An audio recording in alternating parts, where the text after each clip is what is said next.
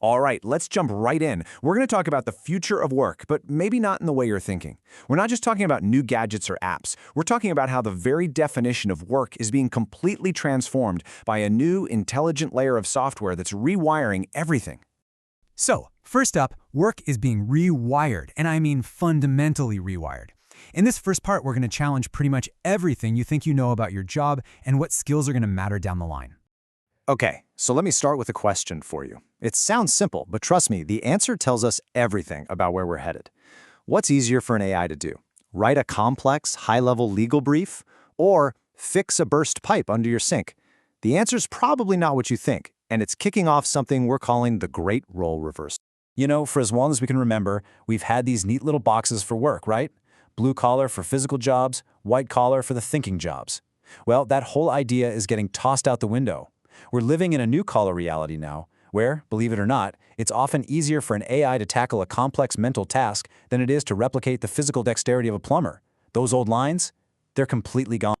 So, if the work itself is changing so dramatically, how are modern companies even keeping things organized? Well, it's all happening through something that's probably already running your company, even if you don't call it this, the digital nervous system. So what is this digital nervous system? I want you to think of it like the software backbone of any modern organization. Forget about paper memos or managers literally walking the factory floor. This system is the bridge, the connection between what you do every day, your talent, and the company's biggest goals. It is, quite literally, how work actually gets done now. And this system isn't just one thing. It's actually made up of 5 distinct layers, kind of like a blueprint for modern work. At the very top, you've got the intent layer. That's for your big picture strategy, your OKRs. Then comes the execution layer. That's your day-to-day workflow in tools like Jira or Asana. Communication? That happens in those social loops on Slack and Teams. All the company's knowledge gets stored in the knowledge layer. Think Notion.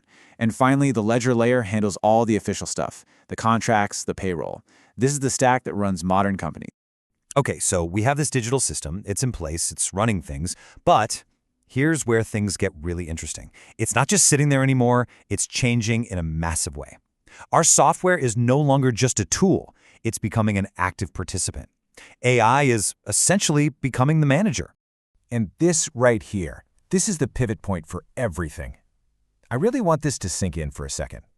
The software you use every single day, the tools you just take for granted, they're not passive anymore. They're not like a hammer just waiting for you to pick it up.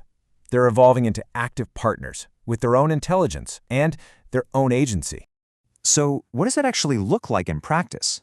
Well, in the past, software was just a passive container, right? It was a place to store your files or make a simple to-do list. But now it's becoming an active agent. It's not just holding your list of tasks, it's using its own intelligence to figure out what you should do next, and then it assigns it to you. And there's a name for this. We call it agentic AI. The best way to think about it is like a digital middle manager. This is a system that is actively orchestrating work. It spots bottlenecks before a human even sees them, it assigns tasks based on who's got the bandwidth right now, and it does it all without needing a person to tell it what to do. The whole point is to just get rid of all that friction and boring coordination work. But, all this incredible efficiency, it raises a huge, huge question about our own experience of work.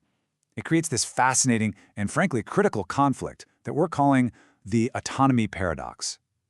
It's this constant battle between ultimate efficiency and our very human need for agency. And this really gets to the heart of the danger, doesn't it? When you optimize everything for pure efficiency, but you strip away a person's sense of control, their own agency, you don't get super engaged, productive people. You get burnout. And that's because psychologically, we all know we work for more than just a paycheck. There's this thing called self-determination theory, and it basically says we have 3 core needs that have to be met for us to feel fulfilled. First, there's autonomy, that feeling of being in the driver's seat. Then there's competence, the deep satisfaction you get from mastering your craft. And finally, relatedness, that need to feel connected to a bigger mission. And this is the paradox in a nutshell. You could have an agentic AI that dictates our every move, making us incredibly, mind-boggling productive. But in doing that, it could completely rob us of the very autonomy and sense of accomplishment that makes work feel meaningful in the first place. So productivity might shoot through the roof, but our job satisfaction could just plummet. Okay, so if AI starts handling all the coordination, all the logistics, what's left for us? What's our job now? Well, this last part is all about the path forward. It's about where our new, uniquely human value really lies. And this is so crucial to understand. Our value isn't disappearing, it's shifting. It's no longer going to be about just doing the task. It's going to be about mastering the skills that software simply can't replicate. Things like problem framing. Knowing what the right question is to ask in the first place. Or ethical judgment, navigating all those messy gray areas.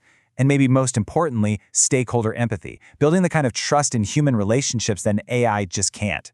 So that leaves us with one final big question to think about. In a world where these incredibly intelligent machines can handle all the logistics of work, the who, what, and when, our greatest challenge, but also our greatest opportunity, is to totally own the logic, the why, the how, and the should we.